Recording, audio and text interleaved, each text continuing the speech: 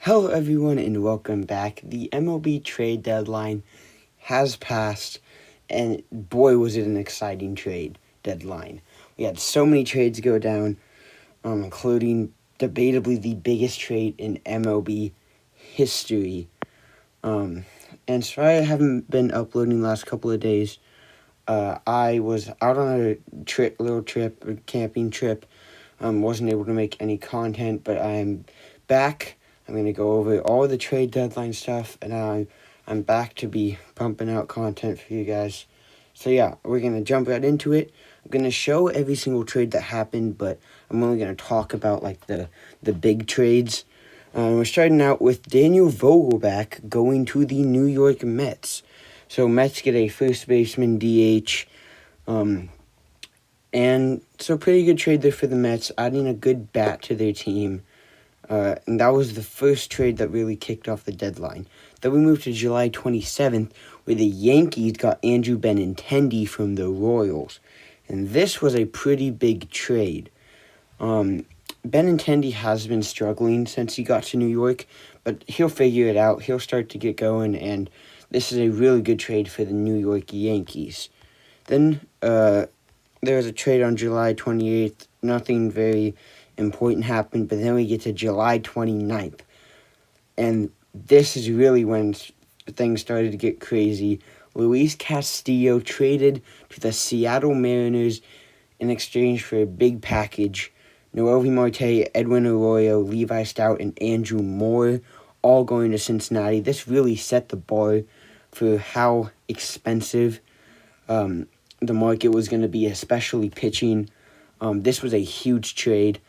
I'm a Mariners fan. I just watched Castillo go out and pitch against the Yankees. He had an amazing performance, and I'm really excited to watch him this year, next year in Seattle. And now we're moving on to July 30th, where there weren't really any notable trades that were very big. Just a couple little deals. And then July 31st.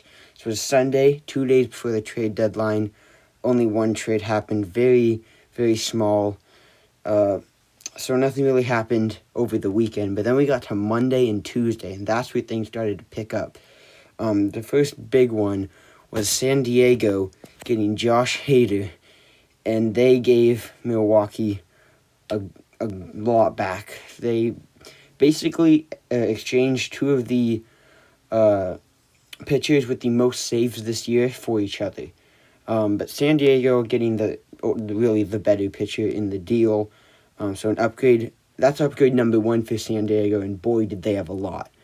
And then we have the Yankees acquiring Frankie Montas from the Oakland A's. And this is big for the Yankees, getting another really, really good arm to go in their starting rotation for the playoffs, for their postseason push they're going to have. That's big for the Yankees. And Frankie Montas could make a big impact in the playoffs. This trade could be one we're looking back on if the Yankees make a deep push for a championship. And now we got Houston acquiring Trey Mancini. This one made me really sad. Baltimore loves Trey Mancini. Obviously, all the stuff about him, like coming back from cancer and all that. Unfortunately, he is now a member of the Houston Astros. And then I'm pretty sure his first at-bat, it might have been his second game. All I know is today, his first at-bat of the game today, he hit a 2-run bomb. So, seems to be doing great in Houston. And yeah, I love Trey Mancini. Fortunately, now, as a Mariner fan, I'm going to have to watch him a lot in an Astros uniform. But yeah, Trey Mancini to the Astros. And then we got Tommy Pham becoming a Boston Red Sox. That's not a huge trade, but one worth noting. Tommy Pham is someone I did want the Mariners to land. He's going to Boston, and Boston's not out of it yet. They definitely aren't. I think that we're going to see them make a push for the wild card spot, but I don't think they're going to quite get there. But adding Tommy Pham was a great move by the Red Sox. And now we got a bunch of not very big trades. And then we get to the deadline day, August 2nd, where Baltimore sends out another player, Jorge Lopez, to the Minnesota Twins. And then we have the big trade. It's been called the biggest trade in MLB history. Juan Soto and Josh Bell to the San Diego Padres in return for a huge package back to Washington. Washington's getting a ton of young, great prospects, but they, of course, had to give up the 23-year-old future Hall of Famer, probably, in Juan Soto. And they also gave up Josh Bell in the same deal. So that is now 3 big upgrades for San Diego. And this was a championship move by the Padres. They are going to make a push for them in the next 2-3 years to try and win a championship. And if they don't, that's going to be disappointing. But moving on to the Dodgers taking a chance on Joey Gallo. So Yankees obviously wanting to trade Gallo. He's had a very, very down year. Strikes out a ton. Just absolutely horrible this year. There's no other way to put it. But the Dodgers taking a chance on him, seeing if they could maybe do something with him, coming into a new organization. Basically, teams in the exact same spot, leading the NL instead of the AL. Dodgers, Yankees, very similar teams, both being absolutely dominant this year. But let's see how Joey Gallo does on the Dodgers. And now, moving on to not a very significant trade, but kind of a notable one. Brandon Marsh going from LA to Philadelphia. So the Phillies landing a new outfielder in Brandon Marsh. Angels are in such a tough spot. They've just been so disappointing through all these years.